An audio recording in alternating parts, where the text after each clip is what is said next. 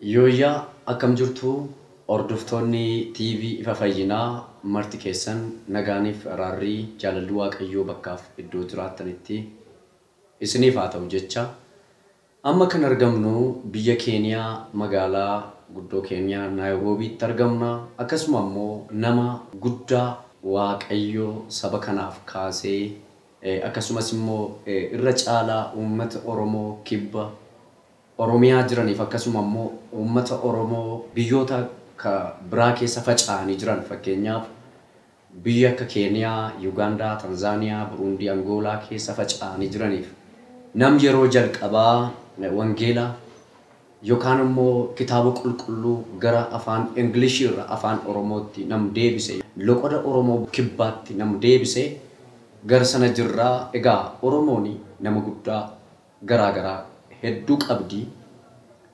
Akkuma abbaa keenya Onesmoos Nasiib yookaan abbaa gammachiis loqoda Oromoo waliigalaatti hiikee ture biyya Swiidenitti jechuudha. Akkasuma immoo gara Oromoo loqoda gara kanaatti nama hiike yookaan nama deebise. Egaa akkasuma isaanii mana mucaa ofii dhalchan yookaan immoo godhatan jiru. Isheen namni nuyi amma waa'ee isaanii irra haasa'uu barbaannu David Dida Jaatanii jedhamu. David jechuun egaa afaan Ingiliishiiti. David jechuun Daawit jechuudha. David Dida Jaatanii mana isaanii jirra. Akkasumas immoo mana akkasuma warraa isaanii Esther Ado Dida mana isaanii jirra jechuudha. Esther ni jedhu kun afaan Ingiliishiiti. Aster jechuudha. Akkasumas immoo mana intala isaanii intalli isaanii egaa nama guddoodha. Biyya Keeniyaa keessatti nama guddaadha. Abbaan manaa ishii saayintistii beekamaa biyya Keeniyaati. Argannoo waa'ee koovidiif illee argannoo guddaa argatee badhaasa guddaa yookaan immoo hawaardii guddaa nama mootummaa Keeniyaa harkaa fudhateera. Saayintistii yookaan immoo Dr. Maammoo jedhama. Maammoo ni jedhu kun isaa afaan Amaariffaatiin Maammoo jedhamu tun taane loqoda warra Gabraati. Loqoda Gabraati. Maammoo jechuun guyyaa facaasaa jechuudha akkanatti himanitti. Egaa amma kan jirru waldaan isaan keessatti dhalatanii guddatan gaa David Dida Jaatanii waldaa isaan keessatti dhalatanii guddatanii Angelical SK dha. Biyya Keeniyaa keessatti waldaa guddaa beekamaadha jechuudha. Waliin haasaa yookaan immoo turtii isaanii wajjin qabaannu isaan of beeksisu jechuudha. Abbaan keenya David Dida Jaataniin jechuudha. Afaan Oromoo loqoda kibbaatti akkamittiin translate akka godhan akkamittiin translate tolchanii isaan nutti himu jalqaba isaan irraa kaana. Baba nagaan sinii haa ta'u akkam yooyyaa? Yooyyaa sillee haa ta'u. Akkam jirtu? Dassa.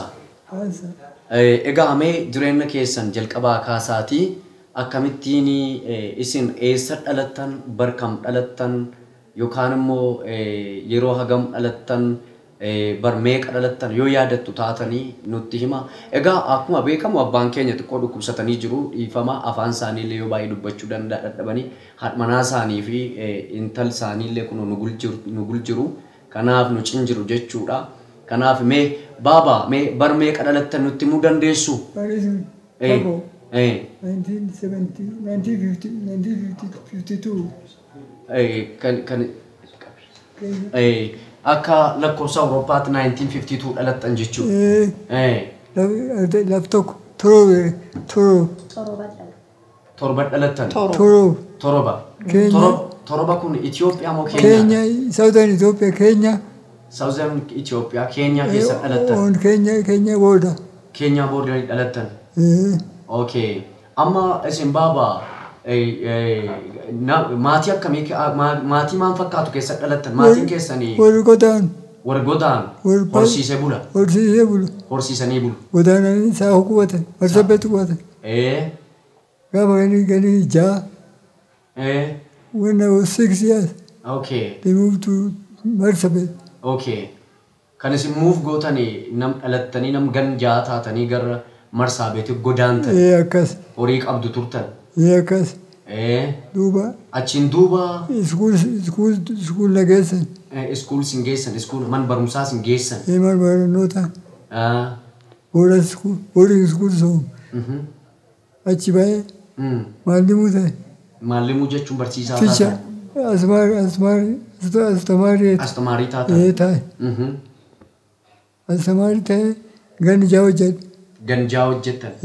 Astamaarii taatan barsiisaa taatan. Ganjaa hojjedhu duuba hojiin translation gabbaate. Hojiin gabbaate baay'ee translation. Gabbaate na yaaman. Koodii kan argadhu. Kan hojiitaan keessa bahe seen. Akkas. Ganjaa barsiistan jechuudha. Barsiisaa taatanii ganjaa barsiistan. Akkas. Egaa kan nu isin gaafannu akkuma isin jettan iyyuu isin maatiin keessan maatii warra godaananii yookaan immoo gosa Oromoo Gabraa keessaa akka dhalattan dhaga'eera. Gosa Oromoo Gabraa amma Boorera Itoophiyaa yookaan immoo Oromiyaa akkasumas immoo amma ka jiraattanii biyya Keeniyaa magaalaa Naayiroobii keessa jiraachaa jirtu. Yeroo sana isin yeroo barsiisaa turtanitti man barumsaa kan mootummaa Keenyaa barsiisaa turtanii? Ganjaa barsiise. Barsiise. Baay'ee translation January 79 seen. January 79. Baay'ee gaariidha egaa. Ergasii booddee kan ijoollee meeqa qabdu? Ijoollee hin qabu. Ijoollee 5. Ijoollee 5 qabdu. Haadha manaa keessan haadha manaa bar meeqa fuutanii? 1984 January. January 1984. 1980. January 1980 fuutan jechuudha. Amma gan hagamsin gan hagam amma? Gan 42 waliin jiru. 42. Ganni isaanii moo? Waliin jiru. Warri waliin jiru. Inni ofi gan meeqa? Gan hagam? 70. Amma gan 70 ta'anii. Gan 70 taataniitu baaba. Baay'ee guddaa namatti tola. Obbolaa qabduu isin ofii dur? Obboleessi lama hin jirtu. Hin jiran. Lama hin jirtu. Obbolaa dhiira kan maqabu? Hin jiran. Amma hin du'an? Du'an. Haa ta'u gaa baaba bar meeqa yookaan gan hagamtaa erga Yeessoo dhugeeffattanii? Ani gan 16 Yeessoo dhugeeffadhu. Dhalattanii? Kan 16 qabu. Dhalattanii ka gan 16 qabdan gooftaa Yesuusin yookaan immoo Yeessoo Kiristoosin dhugeeffattan jechuudha. Akkas. Waaw baay'ee namatti tola. Eegisuun guruun deemu jira. Biyya Keeniyaa keessatti kan isin Yeessoo dhugeeffattan? Keenyaa keessatti? Keenyaa keessatti dhugeeffattan? Keenya. Okay. Baay'ee namatti tola egaa akkuma beekamu wanni isin nutti himaa jirtan wanta guddaadha. Mee maaltu isin kakaasee jennaan maallimmaa turtanii yookaan immoo barsiisaa turtanii maaltu isin kakaasee jennaan gara Bible translationitti seentani baaba? Yaamichi Waaqaati. Yaamicha Waaqaati. Hojii Waaqaa hojjechuudhaaf. Akkas hojii Waaqaa hojjechuudhaaf. Bara meeqa gara waamicha Waaqaa kanatti waamamtani? Ganna meeqa yookaan waggaa meeqa gan meeqa ta'a erga waamamtani? 78. 78 akka lakkoofsa warra Awurooppaatti 78 yookaan immoo akka lakkoofsa bara keenya bara 1970 jechuudha akka Itoophiyaatti kan isaan waamaman jechuudha. Haa ta'u mee maama wa'ee abbaa man keessanii kana maan beektu isaanii akkamitti nama akkamii akka turan mee nutti himme yeroo gara barsiisa haa ta'u yeroo walitti dhuftanii nama akkamii akka turanii hojii Waaqaa kanaaf akkamittiin akka isaan laphee garaa akkamii akka qabani mee nutti himuu dandeessu nutti himaame. Inni hagum duriitu ujumma Waaqa hojjeta. Ka maallimuu haa ta'uuti malee namuun Waaqaati waan Waaqa hojjeta. Akkasii waan barsiisa translationii tolchee translationii sullee keessatti guddoo dhiballee argatee ka translation deemu arbillee lafaan dha'ee gaariin dhoqqee duudee ka deemu arbi lafaan dha'ee arba kaanillee Waaqa kadhatee Waaqi jalumaa baasee marroo dhibiillee kam deemu shiftaallee naatee shiftataallee Waaqi jalumaa baasee cuf jalaa Waaqi baase. Ammallee guyyaa dhibii gaariilleen garaangal ka wujumtaan bombaasa deemu. Gaariilleen garaangalee kanallee Waaqi jalumaa baase. Jirra akkuma dassaa dubbii Waaqa guldeemu. Waaqum beenu malee waan dhibii ka biraan kadhannu dhibii hin qabnu waaqum keenya faarsina waaqum keenya ujum waaqi keenya hojjan odoo hojjannu innillee nam ritaaya gale inni nu fayyadabennaan garaan gadhuuf. Yeroo olii gaddeemanii wangeela kan barsiisaa turanii arbillee nyaatee kuffise gaariin illee iddoo hedduu kuffise jettanii jirtu ammaan tana. Mee arbi jechuun bineensuma? Bineensa. Nyaatee kuffise? Waan ta'e gaarii dhoqqee duuti. Karaa Marsabeetii Naayiroobii durii karaan akka malee dhoqqee qaba. Innaan duuba isaan waan hojii translationii kan Naayiroobiitti hojjete galuu jiru gaariin dhoqqee duuti. Gaarii jechuun dhaggeeffattoota keenyaa kan isin baruu qabdan konkolaataa yookaan makiinaa jechuudha gaarii jechuun kanaaf asirratti nu hubadhaa isheetti fufi. So gaariin kaan dhoqqee duudennaan warri nami torba lafti yaa dhiyaatte koota miila ayyaana jedhan. Lafti galgal kan warri yaa'u jiran marbii tokko dudduubaan dhaqqabe. Arbi kaan warri reebee inni dur ce'a warri kaan dura goree faan dabarfate. Innaan amma innillee wanni yaatti gabaabate argennaan dura gore. Abri. Baaban dura gore.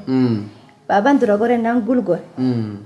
Dur gore innaan inni yajjigee armu taa'ennaan biratti ejjate waaqi irra dhaabe. Irri hin ejjanne irra dhaabe. Innaan ammoo waan jedhamin gooftii abbaate abbo yoo handuu lubbuti fulaa dhugaa geesse dee waaqa.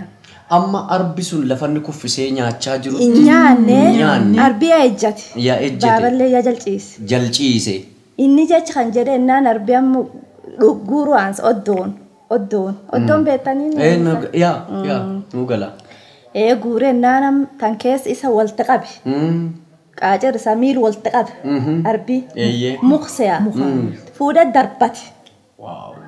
Darbate fuudhee karaa gaarii heedhaabe. Sunan waaqattochi. Kan isaan jechaa jiranii macaafa qulqulluu afaan Ingilishii irraa Oromoota yookaan immoo Oromoo biyyoota Keeniyaa keessa jiraataniif yookaan immoo Oromoo uummata Oromoo kibbaa loqoda isaaniitti hiikuudhaafas gara Naayiroobiidhaa gara Marsaabeetitti deebi'aa jiranii miillaan utuu deemaa jiranii arbi booddeedhaan dhufee dha'ee kuffisee dha'ee erga kuffisee booddee immoo saggoo isaa kana qabee konkolaataa gidduutti darbatee jechaa jirti mucaan isaanii xummeen jechuudha. Egaa dhaggeeffattoota keenya kan nuti argamnu akkuma nama isinitti mee biyya Keeniyaa magaalaa Naayiroobiitti kan nuti argamnu mana abbaa keenya David yookaan immoo Diidaa Jaatanii nama jedhamutti argamaa jirra. Mana intala isaaniitti jechuudha amma isaan xiqqoo ishee fayyaa dhabaniiti kan isaan amma jiranii. Namni kun egaa macaafa qulqulluu kanaa gara Oromoota kibbaatti kan isaan hiikan jechuudha Ingiliffarraa jechuudha xiqqoo ishee loqonni gara international yookaan waliigalaaf gara kibbaa kun xiqqoo ishee waliigaluu waan hin dandeenyeef gara sanatti kan isaan midhaasan yookaan immoo kan isaan fidan kan isaan jijjiiran isaanidha jechuudha. Namni kun nama guddaadha. Oromoonni gara kibbaa gaa Oromoo hedduutu jira kibba kana keessa yookaan immoo Keeniyaa, Ugaandaa, Tanzaaniyaa keessa Oromoo hedduutu jira. Oromoon Gabraa jira, Oromoon Booranaa jira, Oromoon Ormaa jira, warri garriillee jiru. Kun isaan kan isaan dhagaan egaa isaan jarri warri kibbaa kun Oromoonni kibbaa jiran kun afaan walii isaanii dhagahu jechuudha egaa. Kanaaf namni kun egaa nama afaan Oromoo Ingilishii irraa gara loqoda gara kibbaa kanatti deebisanidha jechuudha. Kanaaf egaa amma isaanii wajjin jirra. Isaanii wajjin yeroo qabannee jirra. Akkasin amma dhumaatti nu hordoftan jaalala Waaqayyootiin isin gaafadha. Amee gara keettiin deebi'a. Maqaan keenyu jedhamta ijoollee meeqa qabda waa'ee abbaa kee kana maal beektamee akkati bareechitee nuu dubbattu barbaanna. Midhaasitee akkati nuu dubbattu barbaanna. Maqaan kee xummee diidaa jedhanii ani namni na fuudhe maqaan maammoo murooti. Ani baaba hiyyaan taltii isaa taqaranaa ijoollee isa taqaranaa obboleeyyan shan waliin daladde. Akkasii ijoollee allee sadii dhalee. Tanaa kennanillee qaba. Suni walta afurii. Baaballeen obboleessi isa kenneef qaba. Akkasitti ijoolleen isa jaha. Akkasii duuba nu wama kan isaa keessa guddanne agunuuf garree Oromiyeessooti. Baabani isumatti iskuul nu geesse. Isumatti waan cuf nu dura ejjatee fuula nu geenne nu baase. Akkasii inni amma tana fayyaa dhabee wallahi jira. Ammoo fayyadamsullee keessa waaqii guddoos waliin jiraate. Taa'isumin nam taata namarroo waaqatiif akka nu waaqa kadhanneef harmi jira. Me maal beektaa waan abbaa kee kana maan beektaa akkamittiin gara hojii wangeelaa dhufan isin yeroo sana nama hagam ganna hagam tataatu isin yeroo sana at qar dhalatte isaaf qar ka dhalatte Inni 1979 January hojii jalqabate 1980 mama fuudhe ani ni 80 mishoo dhaladhe achi inni am hojii maalimu hojii translation tanaan deemee translation ta'an chappa geessanii nana malee hojii maalimu deebi'aa xiqqaa tokko 1988 bakka I think 90 se'a ammallee achi translation deebi Bible translation and literacy jedhanii warkanaa waliin hojjate bakka amma retire galte ganni isa 55 ga'ennaan retire keessa galte ammoo agasit Bible tuni eegi 1979 jalqabate 1995 gabbaate namni soomu waanse. Baba maantu isin kakaasee jennaan yookaan maantu keessa dhufee jennaan Baayibilii kana gara yookaan immoo kitaaba qulqulluu kana Ingilishirraa gara loqoda Oromoo kibbaa kanatti yookaan Oromoo gara kan jiraatanitti hiikuudhaaf maaliif yaaddanii? Beeta. Maaf barbaaddanii? Maaliif gara kanatti midhaasuu barbaaddanii? Waaqi dubbii waaqa namni afaan ofiitiin barachuu maal afaan ofiitiin osoo hin soominni beekan akka dansa dubbii waaqa afaan booranaa kana deebisu. Amma fakkeenyaaf afaan Oromooti kan hiikamee jira. Kadur Onesimoos Nasiibiin beeku dhageessan. Inni jira gara loqoda kanaatti hiikuu maaltu isin kakaase? Keenyallee qofa. Keenyallee booranillee qofa dubbata. Qofa dubbata. Hin dhaga'u. Guddoota sana. Wallagga. An booran waliin dhaga'u. Waliin dhaga'u wallaggaa booran garuu tokko. Ammoo waaqi afaan cufu beeka. Afaan cufu hin dhaga'a waaqi. Kanatu isin kakaasee jennaanii loqoda Oromoo kibbaa kanatti hiiktan. Tanatti. Oromoon sabni Oromoo jedhamu kun egaa hedduu jira. Hedduu jira gartanii lixa Itoophiyaadhaa kaasee haga kunoo biyya kana keessa Keenyaa keessallee Oromoota hedduu jira. Waan muummee qabuumi. Oromoon gosa hedduutu jira jechuudha. Akkas. Mee Oromoota gara kanaaf dhimmitanii mee Oromoota warra kaanii wajjin wal quunnamtanii haasoftanii beektu fakkeenyaaf Oromoota giddu galeessa jiraatan lixa jiraatanii wajjin wal argitanii haasoftanii beektu. Takeenyaatu guddoon afaan booranaan dubbatti. Wal dubbatti afaan waliin dhageetti. Okay. Oromoon Keeniyaan alatti biyya Itoophiyaaf Keeniyaan alatti eessa fa'aa jiraata? Hin jiru. Afrikaa hedduu heeji jirre. Afrikaa biyya hedduu keessa jiru eessa fa'aa jiraata Oromoon? Rudeshaallee. North Africa leen jiru. North Africa. North Africa keessa jira. Ghana. Ghana kanallee jirti. Ghana keessa illee jirti. Kan dhagaa. Kadhibii Ugandaa jira? Ugandaa keessa jira? Ugandallee ni malee Papaazayiree. Tanzaaniyaa jira? Oromoonni ormaa eessa jiraatu baaba? Ormaan Noorisi Keenyaa jira. Isti Keenyaa jiraatu. Isaanillee Oromoodha. Loqoda kana dubbatu. Loqoda kan daatu jira. Kan daatu jira. Isaanillee kana dubbatu. Loqoda kana dubbatu. Kanuu dubbatu. Egaa amma isin kanaaf isin kakaasanii Oromoonni Ugandaas haa ta'u Tanzaaniyaa. Waliin dhageenu laksu hin beeknu. Eessa sanan beektan.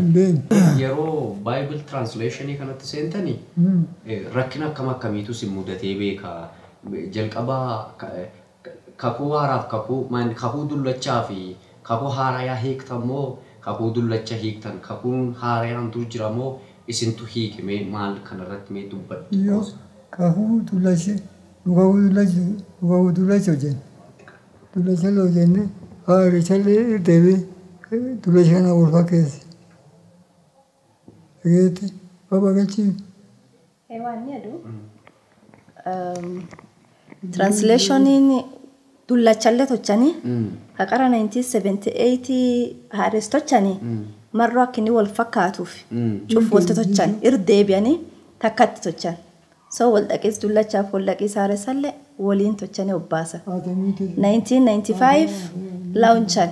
1970 1979 naanzanii 1995 launchan. Amartee achi baay'ootu mi'aa. launchan jechuun gadhiisan Gadhiisan. eebsisiisan jechuudha. Okay. Yeroo sana amma baayibilii hiikuun baabaa waan guddoo ulfaataadha. Mitiire akka salphaatti ni hiikamu waan guddoo hamaa yookaan jabaa. Jabaa. Akkamittiin amma kana qobaa keessan hiiktan moo namatu sin gargaare kana akkamittiin hiiktani? Team 5 people come. Nam shanii waliin jirre. Tiimii qabdu. Tiimii kanatu sin qarqaara. Kana waliin hojjetu. Ammallee rifiwaasii jira. Ammoo namni gargalchuu maani? Eena gargar. Ka galagalcheesi. Na hottanii gargar. Hottonii waliin Stephen Hotton waliin Hotton gargalchanii. Stephen Hotton in 1983 du'eet lakkis. Eegisuun qofuma hojjate. Qofuma hojjate. Ammoo gadiin dhufee nami laalaaf Nairobi tanatti laalanii qajeelchanii konsoltantiin laala. Warri waan kan irra soonu laalanii qajeelchanii dabarsanii akkasuma nusaan tochumtochanii obbaasan. Gara afaan Oromootti fiddanii jechuudha. Baaba. Isin akkamittiin kana fiduu dandeessani qubee afaan Oromoo barattaniittu yookaan qubee afaan Oromoo soomtanii yookaan eessa soomtanii qubee afaan Oromoo kana? Qubeen tun duraan hin jirtu. Hin jirtu. Nu taas. Nu barate. Eessatti barattanii? Sukuula baran. Eentu sin barsiise? Linguistikii. Hoos linguistikii ni tolche. Linguistik. UK deemee barate. Gijji sadii deemee barate. Qubee afaan Oromoo. Waan translation irraa tochuu malan. Ammoo afaan Oromoo itti dhalate. Hin beeku qarawum dhalootaan beeku. Ammoo akka alfabeetiin xaa afaan keenkee jirtu. Waan sunam keessa baratan. Ati qubee afaan Oromoo baratte? Hin beeku. Aabaa caadaa. Sooma isaan na barsiisa. Baaba kiyyaan na barsiisa. Baay'ee ajaa'ibaa wanta guddaa nama ajaa'ibudha. Namni kun amma biyya Oromaa keessa taa'ee qubee afaan Oromoo illee baratee biyya Ingiliziin illee deemee achitti baratee gara qubee kanaatti deebisee gara loqoda kanaatti illee kitaaba qulqulluu kana deebisuu baay'ee waan nama ajaa'ibudha. Wanta guddaa seenaa qabu wanta guddaa nama ajaa'ibsiisu nama dinqifachiisudha. Kun galata Waaqayyooti akkuma amma jalqaba kaafnee Oromoon bal'aadha. Iddoo garaagaraa biyya garaagaraa keessa jira jennee yeroo haasofnu. Egaa Waaqni kan inni dubbachaa ture suni amma kunoo inni raawwachaa jirudha jechuudha. Amma nama guddaa akkasiitu jira biyya Keeniyaa keessaa nama loqoda kanatti hiikeedha jechuudha. Kanaaf mee isin maama yeroo translationii kana tolchaa turanii rakkina akkamiitu mudachaa ture waan yaadattan qabduu isaaniin? Qarar babbuuse arbirra bayennaan kabaadoom translationii kana deem accidentamtu argate. Kanaaf baasii keessatti obba'e. Waaqi miila gubate ammoo waaqi baase. Ji'a sadii ciisee warri isaatiif gala. Guddoo sheexanii hadhu guddoo qaba. Sun keessa bahee galee ammallee kanni wam kana deemu shiftaan karaa taate. Risaasii harma gubbaa ba'e. Gubee harma akkan ammoo hin dhoofne lafa isaa. Waaqii jala baase. Inum dabre. Ammallee wamidduu bahee fayyaallee dhabee qannoo jisadii. Kalafan kaan ciise. Yoo ati laaltoonni sun cufu waan kawaayidaatiin hadi. Ammoo hadi sun keessa waaqii cufis waliin ejjate. Takka waaqii sin lakkisin.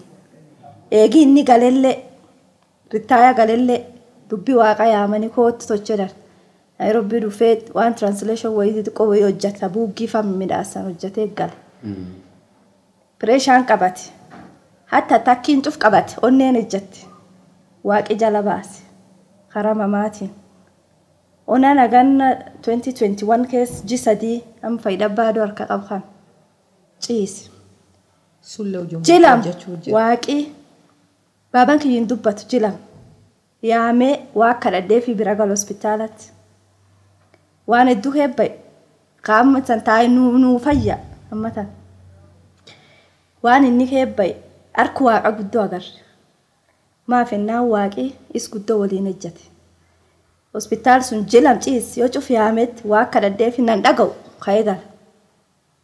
Armallee galee hospitaala galee akkasum ciisee guyyum tokko waaqi dubbisi. Dubbii sana laana dubbata dhageettan tan. Suuta dubbata. Laana dubbatan. Nam jilam dubbatin waaqii kaase. Amma la jajjabeessuma jirmaaf inni kun waan pireeshaan dhufeen dhukkubin argatsuun pireeshaan dhufeen. Amma cufaafuu waaqii isaa ejjateefi nu waan nu beenu waaqii baabaa waaqa jiru. Nu akkas beenu. Ammallee inum ka'ee deemee guyyaa tokko sanillee hin ba'a. Sunin dhugeeffannaa akka nam Kiristoota abdatee nun dhugeeffannaa guyyaa tokko baabaan dhufee ifa fayyinaa Itoophiyaa dhufee dubbii waaqa sanii waliin dubbisu. Abbaan keenya kugaa abbaan David nama akkamiiti maatiidhaaf maatii cufaaf ijoollee isaa akkamitti ilaala manni isaa akkamittiin qabatee guddate amma gaafa gartanii gaaf gar wangeelaa dhufan gaa chaalenjoota gurguddoo nama mudata. Akkuma atillee jette haadha guddoo argate haadhi guddoo argateemi ijoollee isaatiif maatii isaatiif akkamittiin qabiinsa akkamii qaba. Inni nama gara warra keessatti nama akka malee dassaa tokko ilmaan obboleessi isaa guddaa obboleessi isaa ka'is guddaa hin jirre obboleeyyan isaa ilmaan sun cufa isumaa soomsise. Ilmaan isaallee walumaan ilmaan sun cufa soomsisee waan gara warra keessatti nami cufa isum tegemi. Inni nama akka malee dassaa tokko nam dubbiillee qabuun ittiin dubbatu nam dassaa namum callisee ufuma deemu kamu waan hojjatu. Gartee nam waan tokkollee wanti kun hin hamtu jedhee irra dallanuuniti namum baatee namaan deemu hojja cufumayyuu nam callisaa.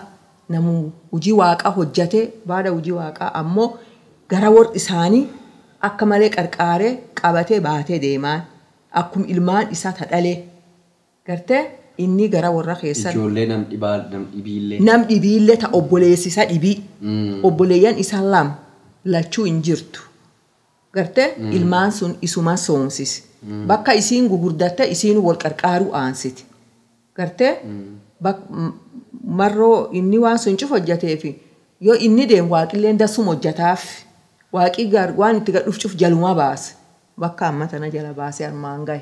Galata waaqaa. Galata waaqaa maqaa waaqaa guddatu. Yeroo kana hojjechaa ture egaa nama hundumaa danda'aniiti kan isaan hojjechaa turanii maatiidhaaf ijoollee isaatiif nama amala qabu nama amala akkamii qabu amala dassaa amala gaarii itti agarsiisee wajjin jiraachaa ture jechuudha yeroo sanatti. Baay'ee namatti tola. Akkan dhagayetti yookaan akka namootarraa odeeffadhetti yookaan dhugeeffadhetti nam kun kitaaba qulqulluu callallee sammuudhaan beekaa lakkoobsa boqota isaallee cufa kakuu dullachaa haga kakuu haarayaatti illee sammuudhaan beekaa jedhanii natti mani kun agam dhugaa. Dhugaa. Ammayyuu isuma dhukkubsatee jiru kanallee sammuu keessaa dubbata jedhanii iji isaanii illee hin argu. Mee kanarraa mee waa xiqqoo dubbadhaa. Sammuu keessaa beeku. Mee baabaa. Mee sammuu keessaa kitaaba qulqulluu hamma kana gahu akkamittiin sammuu keessatti qabattanii yookaan immoo akkamittiin soomtanii dubbistanii sammuu keessa ammumallee isa iji keessa hin argine kanaa sammuu keessaa dubbattu jedhanii. Ittiin dubbattu. Amin argu malee immoo beektu waaqayyo. Inuma beektu. Hin beeku. Amma gartanii abbaan kun ammallee iji isaan argu. Qara iji isaan argu. Garuu dubbii waaqaa kana akkuma ittiin sammuu keessaa dubbisanii isin barsiisu. Mee kanarraa waa dubbadhu. Isin galgal geettu.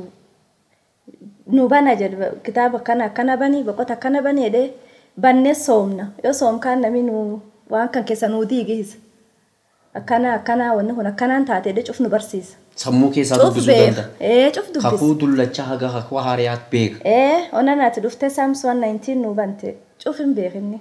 190 105 irra nu soomte dhaabata. Cuf hin beekinni. Laatettu waan isiin irra ta'a cufsitti. Waaw. Wanta dinqiidha. Hordoftoota keenya akkuma beekamu gaa amma kan nuyi argamnu goo jalqaba kaasee isinitti Keeniyaa Naayiroobiidha. Egaa mana nama guddaa nama Oromoon qabdu keessaa nama tokko kitaabni qulqulluun saba keenyaa kaabas kibbas bahas lixas kan ija baneedha. Boris Egeris namni ija saba kanaa banuu kan danda'u ija Oromoo fi Oromiyaa banuu kan danda'u kitaaba qulqulluudha. Kitaabni qulqulluun hojii guddoo hojjeteera. Egaa Oromoon gaa hedduu guddoo baay'ee iddoo garaa garaatti argamtuudha Oromoon kaabaa kibbaa giddu galeessatti argama. Egaa Oromoon lafinni dhibee hin jiru beekamaadha. Afrikaa jijjiiruuf illee Oromoon murteessaadha. Kanaaf egaa namoota kibbarraas lixarraas baharraas Oromoon qaba. Beektota gurguddaa qaba. Beektota kana keessaa abbaan keenya David Jaatanii nama tokkodha jechuudha. Nam kuno amma ganna 70 yookaan immoo umuriin isaanii amma waggaa 70 gaaniiru kana keessatti iyyuu hojii guddaadha egaa kan isaan hojjetanii darbanii ijoollota illee qabu. Manaa isaanii illee ammallee jiru, ijoolleen isaanii illee ammallee jiru. Baaba utuu amma gaa isin umurii haga kana ga'u yookaan ganna haga kana ga'u dabarsitanii hojii gurguddoo hojjettanii nama hedduullee soomsitanii as geessanii utuu umuriin keessan itti dabalame maalan hojjedha jettanii yaaddu? Waan kana caalu maalan hojjedhattaniiti kan isin yaaddan? Kan isa dubbii waaqaa haasa kan isa keessatti. Amma kan taa'uun odiyoo beekan. Akka kitaaba kan fuudhanii odiyoo beekan. Akka namni soomuu hin dandeenye illee gurraan caqasu. Yaadi isa sun.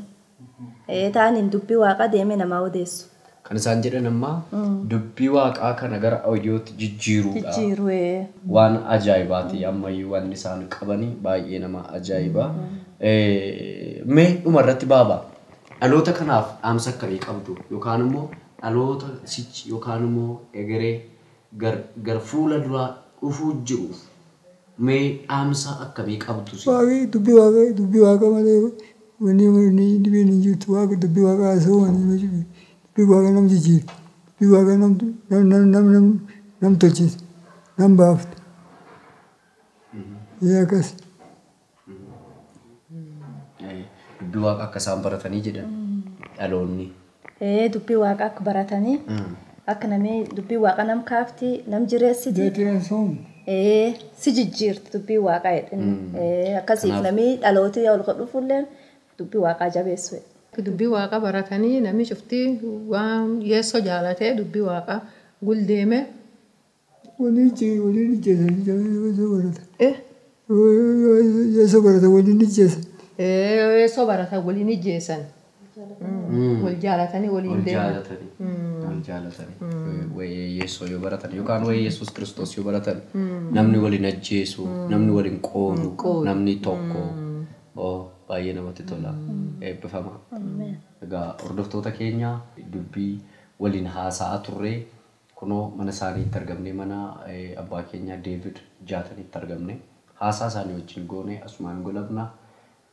Waaqayyoo bara keessan jireenya keessan haa eebbisu. Dubbii kanarraa waan guddaa akka barattan abdii guddaan qaba. Oromoon egaa biyya tokko duwwaa hin jiru biyya garaa garaa akkuma jiru. Kanaaf Oromoon biyya keenyaa keessa yookaan Keeniyaa keessa illee akka inni jiru. Oromoon gosti garaa garaa akka jiru beekuutu nurra jiraata. Beekuu duwwaa immoo miti. Wangeelaan karaa wangeelaa wal barbaaduutu nurra jiraata. Nuunillee gara kana kan nu fide. Wangeeluma Yesuus Kiristoos kana yookaan wangeela Yesuus Kiristoos kana dhaloonni gaa kanarra dhaabbatee adaraan abboonni keenya abbaan keenya Onesimoos Nasiib nutti kenneef akkasumas immoo adaraa kunoo isaanis dabarsanii gatii guddaa kaffalanii David Jaatanii nutti kennan galmaan ga'uutu nurra jiraata jedheetan dhaamsan isiniif qabu. Asuma Waaqayyo bara keessan haa eebbisu. Eebbifama.